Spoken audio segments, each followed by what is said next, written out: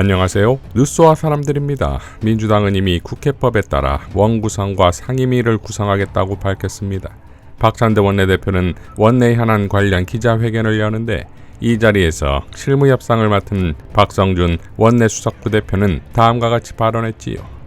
윤석열 정권의 무능, 무도, 무책임, 독선에 맞서서 여기에 야당의 민주당의 단독 과반을 줬다라는 것은 개혁, 민생, 안보, 경제를 책임지라라고 하는 시대적 명령을 줬다라고 봅니다. 따라서 이러한 22대 총선의 의미에 더해서 22대 국회는 민주당은 국민의 지지를 받드는 국회, 또 정책 효능감을 주는 개혁국회, 더 나아가 수권 정당으로서의 민주당이 더 나아가는 모습으로서 국민에게 다가와야 된다. 총선 민심을 받들어서 윤석열 정권을 확실하게 견제하라고 하는 의미가 있기 때문에 과거 21대 국회는 지지부진한 모습이 있었다. 여기에 대한 성찰과 반성에서 출발을 해서 확실하게 22대에서는 바꿀 것은 바꾸라고 하는 요구를 부응해야 한다는 의미를 담고 있습니다. 법사, 운영, 과방 반드시 민주당이 가져와야 된다는 것을 누누이 국민의힘 추경호 원내대표 그리고 배준영 원내수석에게 얘기했습니다. 저희들이 언론에 하도 많이 해서 얘기한 걸 간단하게 정리를 하면 법사위는 최병특검법 22대 국회에서 저희가 1호 법안으로 처리해야 되는 거란 말이죠. 신속 정확하게 해야 되고 확실하게 해야 되는데 그러면 법사위가 우리가 야당으로서 법사위원장을 가져와서 이 법안을 처리하는 것이 이 시대의 의미를 담는 것이고요. 국회 운영위는 지금 대통령실이 연루된 사건이 아닙니까? 초유의 사건들이 발생하고 있는 사건들이 지금 언론에서 공개되고 있는데 그러면 견제와 균형이라고 할 수 있는 입법부에 국회 운영위가 대통령실을 견제해야 되는 거 아니겠습니까? 그렇기 때문에 국회 운영위도 민주당이 가져와야 되는 것이고 여기 언론인 여러분 계시지만 윤석열 정권에서 민주주의 퇴행을 보고 있지 않습니까? 그 퇴행과 퇴보의 가장 정점이 뭡니까? 언론의 자유를 억압한 거 아니겠어요? 그 언론의 자유의 억압을 견제하기 위해서라도 과방위를 가져와야 된다라고 하는 것을 저희 민주당에서 국민의힘의 원내 지도부에 확실하게 던졌습니다. 그리고 이제 국회법 얘기를 할 수밖에 없는데 원구성 협상과 관련해서요. 국회법은 6월 5일 날 국회의장 선출하게 돼 있고 3일 이내에 상임위원장 선출하게 돼 있는데 이 의미는 어떤 의미냐면 과거에 92년도에 원구성이 10월 달에 됐다고 합니다. 10월에. 그래서 이거는 도저히 있을 수 없는 일이다 해서 이 규정을 94년도에 법제화를 했다라는 겁니다. 그래서 제가 이 법에 대한 해석 6월 5일 날 국회의장 선출하고 6월 7일 날 상임위원장 선출이라고 하는 의미는 그 이전에 여야가 이미 협상을 해서 특히 5월 30일 날 임기가 시작하지 않습니까? 22대. 그러면 일주일 동안 확실하게 매듭을 짓고 6월 5일 날 선출하고 6월 7일 날 원구성을 마치라고 하는 의미를 담고 있는 것이다, 이것은. 6월 5일 날 의장을 선출하고 협상을 하는 게 아니라는 의미입니다, 이거는. 6월 7일 날 완료를 해라, 완수를 하라, 완성하라는 의미이기 때문에 이 국회법을 우리는 준수한다라는 의미를 다시 한번 말씀드리고요. 그러니까 협상이 안 되더라도 의장이 3일 이내에 본회의를 열어서 상임위원장을 선출하라는 것이고 지각개헌을 방지하라고 하는 것이 이번에 국회법에 정해져 있다는 것입니다. 그래서 민심에 신속하고 정확하고 일관성 있게 정치적 효능감을 확실하게 주는 국회를 만들어야 되는 것이다.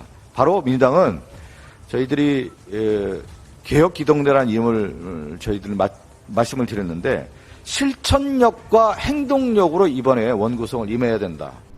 이에 대해 국힘의 원내대표 추경호는 민주당에서 반드시 법사위원장을 맡아야 한다면 국민의힘이 국회의장직을 맡는 것이 합당하다라고 밝혔습니다. 나경원도 국회법이 아니라 합의대로 원구성을 하는 것이 옳다. 이재명 대표가 다수 권력을 앞세워 의회 민주주의의 기본을 파괴하고 있다. 이재명 대표의 다수결 원칙론은 옳지 않다. 의회의 운영에 있어서는 합의제가 다수결보다 더 상위에 있다. 법대로 원구성이 아니라 합의대로 원구성이 답이다 라고 밝혔습니다. 이에 대해 김진애 전 의원은 윤석열에게 한마디도 못하는 나경원이 할 소리인가? 다수결의 원칙이 민주주의 아니면 뭔가? 대통령 눈치만 보는 국힘의 무기력증을 치유할 생각은 없나? 라고 일갈했습니다. 우원식 국회의장 후보도 다음과 같이 밝혔지요.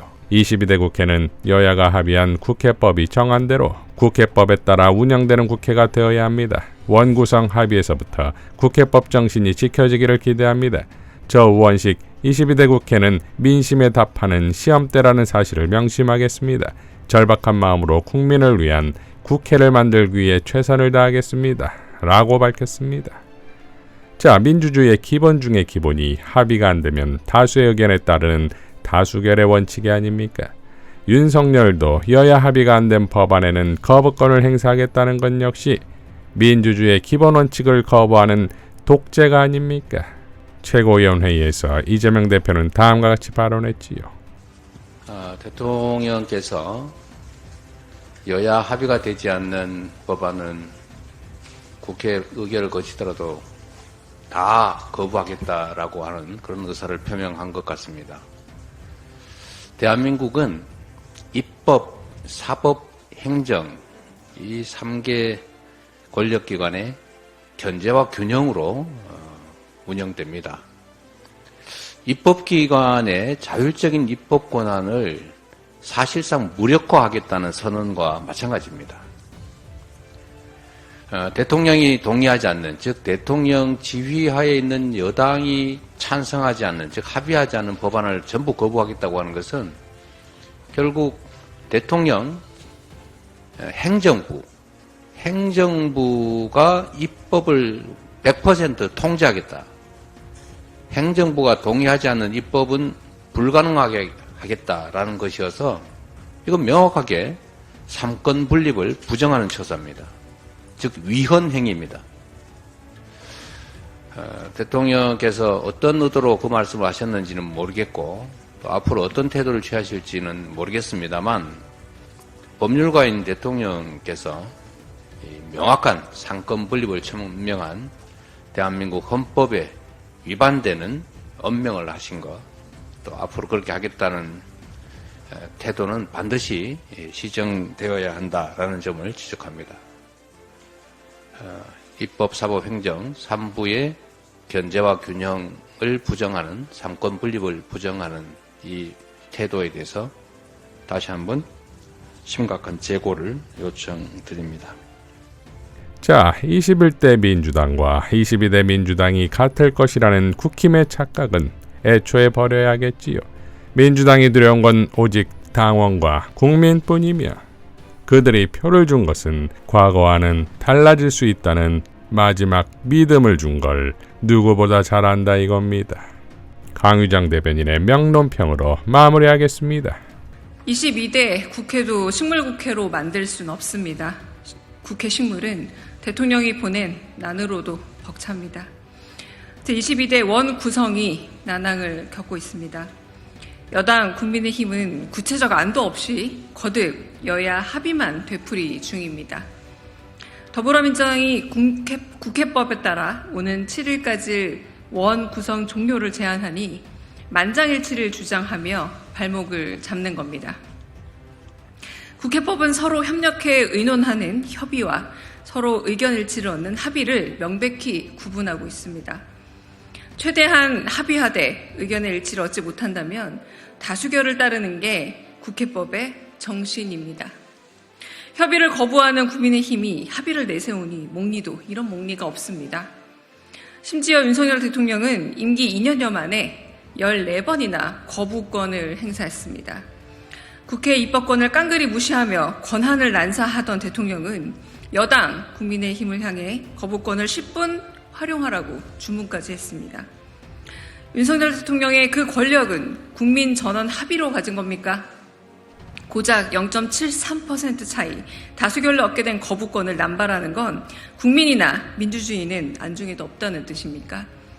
역사상 최초로 더불어민주당이 야당으로 얻은 단독 과반 국회는 윤 대통령의 거부권 폭주와 민생 무능, 보신적 검찰 사유화를 저지하라는 준열한 국민의 명령입니다. 여당은 야당에게 조를 게 아니라 나몰라라 대통령이 국정기조를 바꾸고 피폐해진 민생을 살리도록 고언해야 합니다. 국민의힘은 국회를 주광성 식물로 만들지 마십시오. 이미 국회는 대통령이 보낸 난으로도 벅찹니다. 산적한 민생 법안을 인질로 잡지 말고 제대로 된 협상을 하고 국회법을 따르십시오. 민주당은 합의 산물인 국회법에 따라 국민을 위해 일하는 국회, 민생을 살리는 국회로 국민의 명에 따를 겁니다. 이상 뉴스와 사람들이었습니다. 시청해 주셔서 감사드립니다.